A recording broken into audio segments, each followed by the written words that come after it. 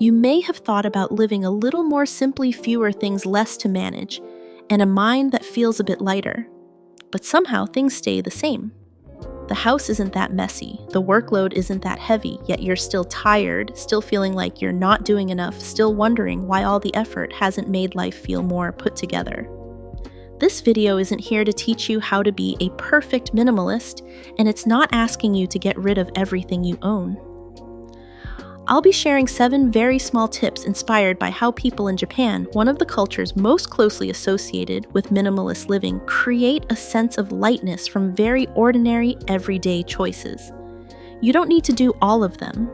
Just listen, pick one that feels right, and try starting there.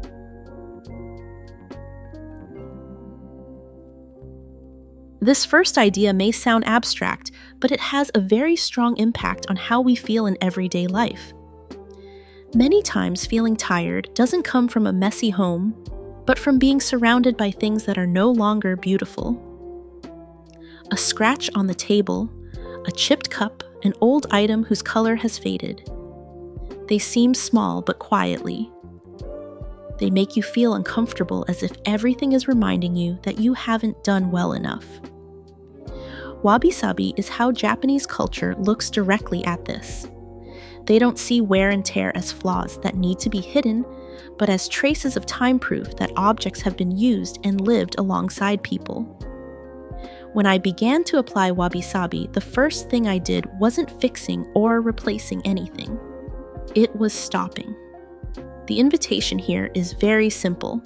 Today, choose one item you often think looks ugly but is still perfectly usable. Don't do anything to it. Just look at it and ask yourself, how long has this been with me? How has it helped me? When I did this, the irritation didn't disappear right away, but it softened. It no longer took up space in my head. What surprised me most was that when I stopped demanding perfection from objects, I also stopped scrutinizing myself. I blamed myself less for not being tidy enough, not being good enough.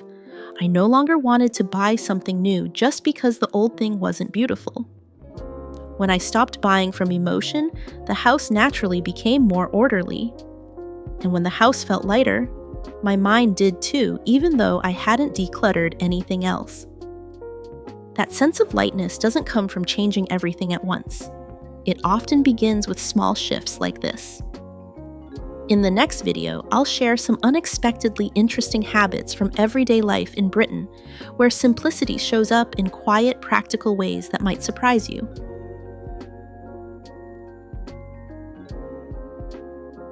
This next idea doesn't directly involve possessions, but it quietly determines how much you keep or let go of in both your home and your life.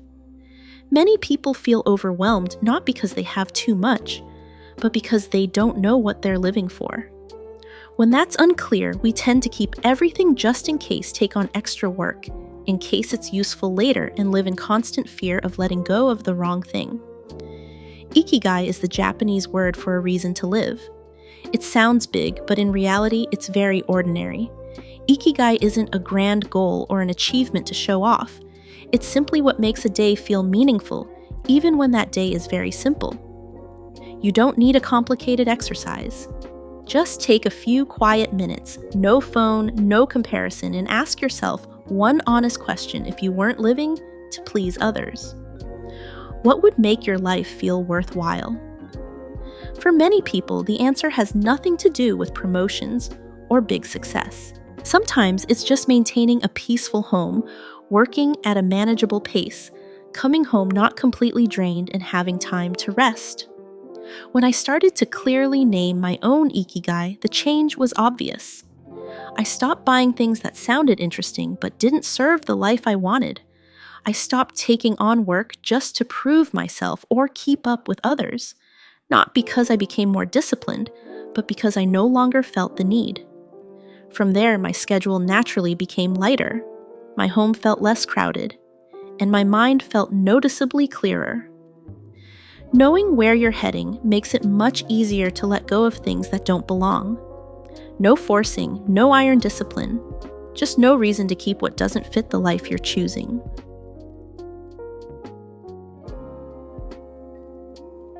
This is a very distinctive idea in how Japanese homes are arranged.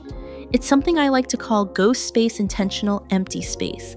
Not emptiness from lack, but space that allows things and people to breathe.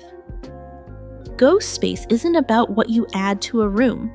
It's about what you intentionally leave absent and how that absence quietly shapes the way you live. Many homes don't actually have too much stuff, but they still feel heavy and cramped because there's nowhere for the eyes to rest. Every surface is filled tables, layered with small items, shelves packed tight corners, holding things just in case. Each object on its own seems harmless. Together, they create constant visual noise. The eyes keep scanning and the mind stays slightly tense all day, even without realizing it. Ghost space begins by giving your eyes one place to pause. Choose a single surface in your home, a dining table, a TV stand, a desk, or anywhere you see every day. Clear everything off it completely. Then place back only 1 or 2 items you genuinely use daily. Not the most decorative or meaningful objects, but the ones that actually serve you. Leave the rest of the space empty. At first, that emptiness can feel uncomfortable. The surface may look unfinished, as if something is missing or forgotten. That discomfort usually comes from habit, not necessity. Leaving the space untouched for a few days allows something subtle to change. Breathing becomes easier. Thoughts slow down slightly. The mind feels lighter even though nothing else in the home has changed. Not because the space looks better, but because the brain no longer has to process so much visual input. Living with ghost space changes how you respond to your surroundings. The urge to fill every gap begins to fade, not through discipline or rules, but because the calm feels better than the clutter. Buying slows naturally. Holding onto things just in case feels less necessary. Life itself starts to move at a gentler pace, not through intention, but because the pressure created by excess quietly disappears. Ghost space doesn't demand minimalism or perfection. It offers one quiet pause in the day. And from that pause, a calmer, more breathable way of living begins to take shape.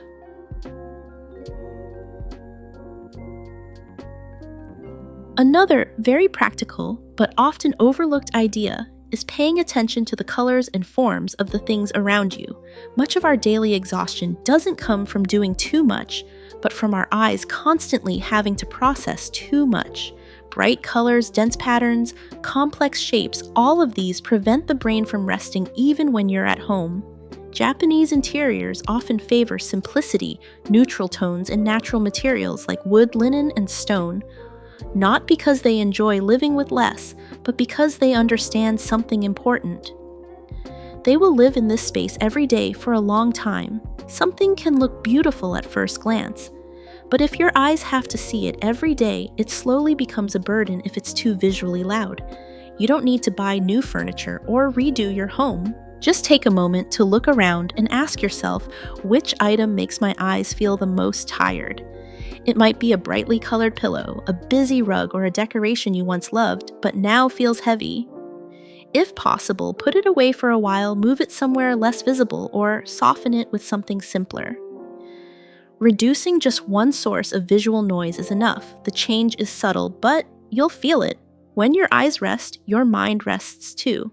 You may find yourself less irritable, less restless, even though your schedule and workload haven't changed. Your home doesn't need to look better by any standard, it just needs to feel easier to live in. From there, the domino effect begins. Once you get used to that ease, you naturally become more selective. You stop buying on impulse because something looks good online or is on sale. And when you buy less, your home feels lighter, your mind clearer. Not because you're forcing minimalism, but because you understand what kind of space helps you breathe long term.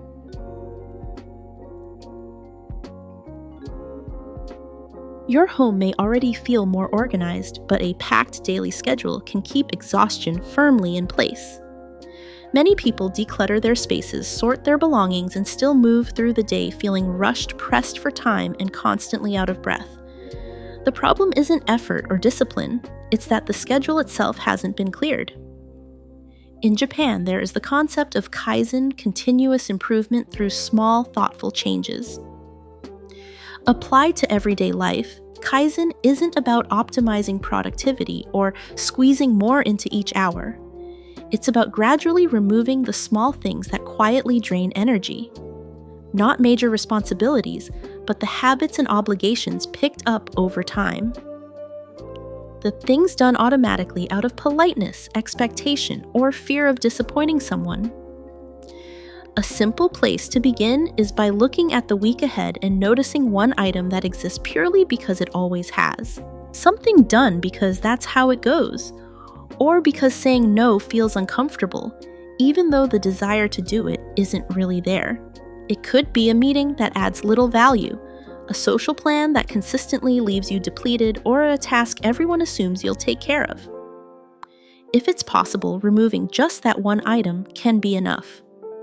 Taking a single thing out of the schedule creates an immediate shift. The day stops feeling chopped into pieces, not because extra hours appear, but because the mind no longer has to brace itself for constant transitions.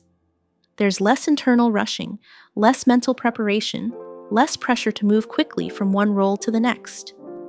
That space doesn't need to be filled. Slowing the pace slightly and doing what remains with less urgency is already enough. From that point, a deeper change begins. Respect for personal energy grows. Decisions start coming from awareness rather than obligation.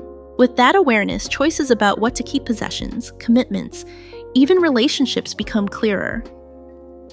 Taking on things just because it's possible starts to feel unnecessary. Continuing things simply because they were started no longer feels required. Decluttering the schedule doesn't demand a dramatic overhaul. Small intentional removals create room to breathe. And in that breathing room, life becomes easier to manage, not because more gets done, but because less needs to be carried.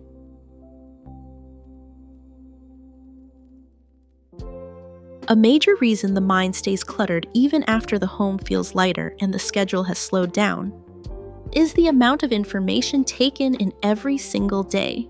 News updates, social media feeds, images of other people's lives, advice from every direction, all of it arrives at once. The mind rarely gets a break, and in that constant noise, it becomes harder to hear your own thoughts. A noisy mind almost always leads to comparison. You scroll and see others doing more, achieving more, living more put-together lives. Someone seems more productive, more organized, more balanced. And even if your own life is objectively fine, a quiet question appears. Why don't I feel okay? Yet, that feeling of lack doesn't come from your actual circumstances. It comes from the sheer volume of information shaping how you see yourself. This doesn't require disappearing from social media or cutting off all connection. Extreme solutions usually don't last. What helps more is starting small and specific. Pay attention to how you feel after consuming certain content. Notice one account, one platform, or one source that consistently leaves you feeling pressured behind or subtly drained. Not angry, not upset, just slightly heavier than before. If possible, unfollow it. If that feels like too much, turn off notifications.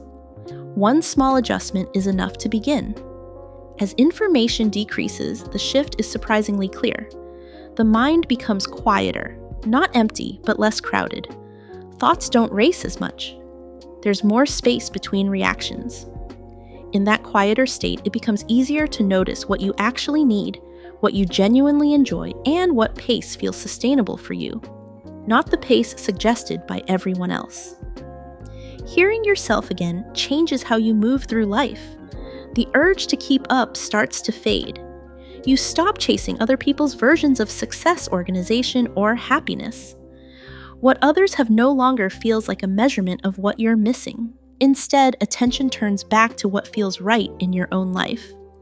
From there, contentment begins to take root, not because everything is perfect, but because life feels aligned. Less comparison creates more clarity, less noise creates more calm. And with fewer external voices competing for attention, your own voice finally has room to be heard and trusted.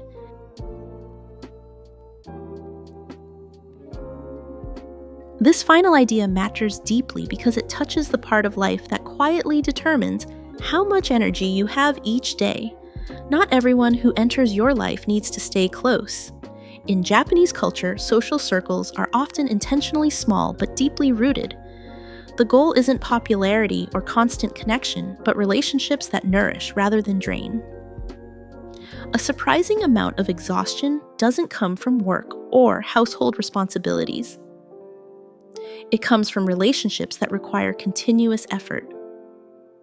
Effort to reply quickly. Effort to show up even when you're tired. Effort to say the right thing to play a role to avoid being misunderstood or judged as distant. None of this feels dramatic in the moment, but over time it steadily pulls energy away. This idea has nothing to do with cutting people off or making bold declarations. It's about giving yourself permission to soften the intensity of certain connections. A relationship that consistently leaves you feeling more tired than supported may not need to disappear, but it may need more space. That space can look very small, replying less often, not responding immediately, or no longer trying to maintain the same level of closeness out of habit. Allowing that distance changes something important. Energy begins to return.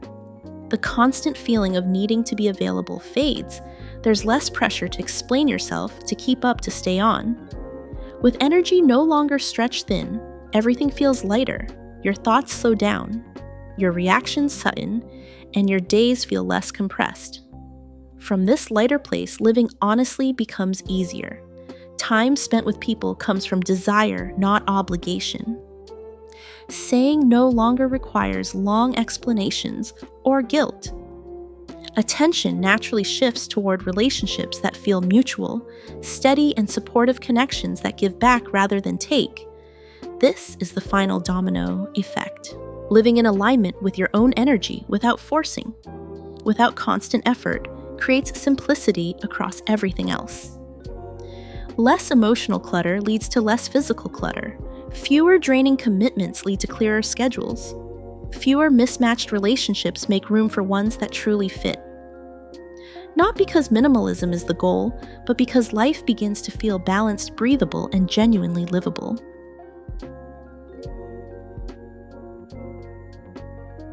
One of these 7 ideas may have stood out as something you could actually try.